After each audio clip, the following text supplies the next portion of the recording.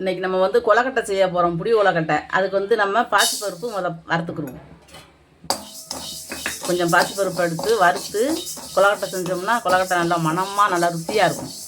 இதை வந்து கருவை விடாமல் நல்லா ஒரு மணம் வர்ற அளவுக்கு வறுக்கணும்.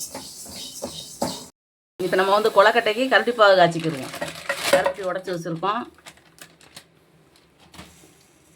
தேவையான அளவு தண்ணி ஊற்றிக்கணும்.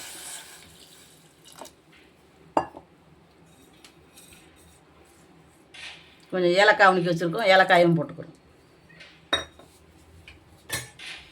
இதை வந்து நல்லா கரையிற அளவுக்கு காய்ச்சிக்கிறணும். கருப்பட்டி வந்து நல்லா கரையணும். இந்த பாத்திரத்தை அடுப்பில் வச்சுருக்கோம். இப்போ வறுத்த பாசிப்பருப்பை போட்டுக்கிறோம். இப்போ நம்ம தேங்காய்ச்சல் வந்து நல்லா பொடிசாக கீறி வச்சுருக்கோம். தொலியை எடுத்துகிட்டு அதையும் போட்டுக்கிறோம். நம்ம கொலக்கட்டை சாப்பிடும்போது மெல்றதுக்கு நல்லாயிருக்கும். இப்போ வந்து பச்சரிசி மாவு எடுத்து வச்சுருக்கோம், சளிச்சிட்டு அதை போட்டுக்கிறோம்.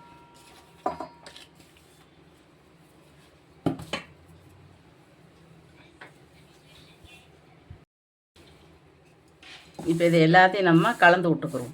தேங்காய் மாவு பாசிப்பருப்பு எல்லாத்தையும் கலந்து விட்டுக்கிறோம். பச்சரிசி மாவை எப்பயுமே சளிச்சு எடுத்து வச்சுக்கிறணும்.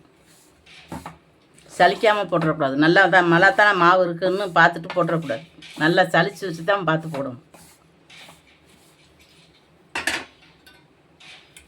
இப்போ நம்ம வந்து கரண்டிப்பாகு காய்ச்சி வச்சுருக்கோம், அதை வந்து வடிகட்டிக்கிறோம்.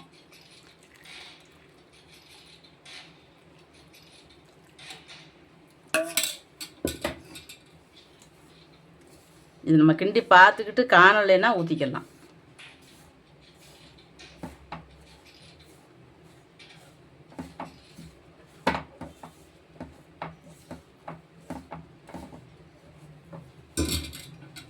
இன்னும் கொஞ்சம் ஊற்றிக்கிறோம்.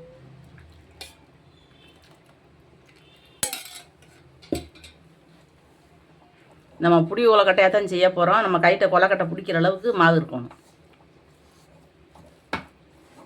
சப்பாத்தி மாவு பதத்தை விட நமக்கு அதிகமான கொஞ்சம் கெட்டியாக இருக்கும். கரெக்டாக இருக்கும். சூடாக இருக்கிறதுனால கைட்ட பிணைய முடியலை. கொஞ்சம் நேரம் ஆறுற வரைக்கும் இந்த கரண்டியை வச்சு தான் நம்ம அப்படி கிளறணும். இது நல்லா ஆற வச்சு கைட்ட பிடிச்சி பிணைஞ்சிக்கிறோம்.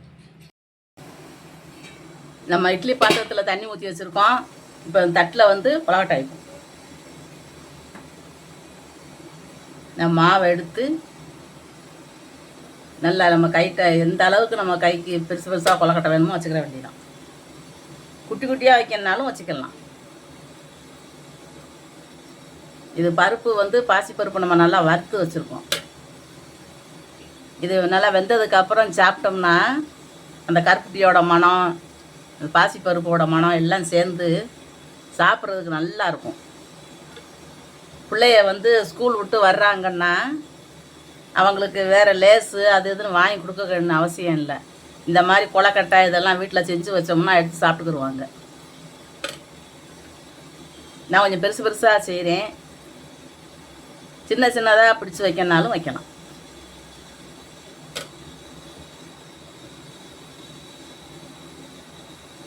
தேங்காயெலாம் நம்ம வந்து தேங்காய் சில்ல பொடிசாக வெட்டி போட்டிருக்கோம். திருவி போடக்கூடாது. திருவி போட்டோம்னா அந்தளவுக்கு இதாக இருக்கு, நல்லா இருக்காது. இதுன்னா நம்ம மென்று சாப்பிட்றதுக்கு நல்லாயிருக்கும். நல்லா அவசரம் இல்லாமல் பொறுமையாக நல்லா மென்று சாப்பிட்லாம். தேங்காய் சில்லு இந்த பாசிப்பருப்பெல்லாம் நல்லா வெந்துடும். ஏற்கனவே நம்ம வறுத்தது தான். இப்போ நம்ம பாத்திரத்தில் வச்சு அவிக்கும்போது அந்த பருப்பு நல்லாவே வெந்துடும். அப்போ நம்ம மென்று சாப்பிடும்போது நல்லாயிருக்கும். மாவை வந்து கொலக்கட்டைக்கு மாவை கெட்டியாக பிணைஞ்சி வச்சுருக்கேன்.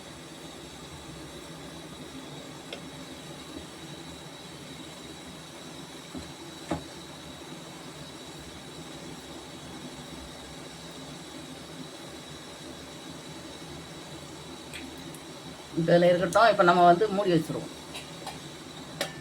ஒரு 10 நிமிஷம் நல்லா வேகட்டும். இப்போ 1/4 மணி நேரம் ஆயிடுச்சு. கொலக்கட்டை அடுப்பில் வச்சு நல்லா அவிஞ்சிருச்சு. இப்போ நம்ம நல்லா கையை நனைச்சிக்கிட்டு எடுத்துக்கிற வேண்டியதான். சூடாக இருக்குதுன்னா அப்படி சின்ன கரண்டி வச்சு எடுத்துக்கலாம்.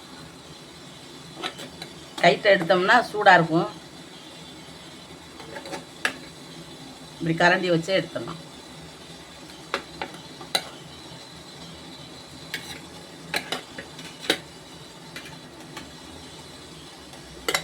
இது வந்து நமக்கு புடி ஓலைக்கட்டை. இது ஓலையில் வச்சு தான் அவிக்கலாம். ஓலை கொலக்கட்டை. இது நம்ம கைட்டை வந்து பிடிச்சா வச்சுருக்கோம். சின்ன பிள்ளைய ஸ்கூல் விட்டு வர்ற போது ஆளுக்கு 2 கொடுத்தோம்னா அதை சாப்பிட்டாங்கன்னா வயிறு கம்முன்னு ஆயிரும். நல்லா விரும்பி சாப்பிடுவாங்க. ஏன்னா அது வந்து நல்லா இருக்கும் சாப்பிட்றது.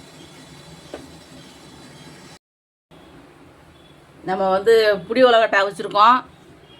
பாசிப்பருப்பு, தேங்காய் எல்லாம் போட்டு கருப்பட்டி காய்ச்சி ஊற்றி ஏலக்காய் போட்டு உலகட்டை நல்லா பிடிச்சி அவிச்சிருக்கோம். பெருசு பெருசாக அவிச்சிருக்கேன். இது நல்லா அவிஞ்சு போச்சு. இது வந்து நமக்கு அப்படியே எடுத்து சாப்பிட்றதுக்கு நல்லா இருக்கும்.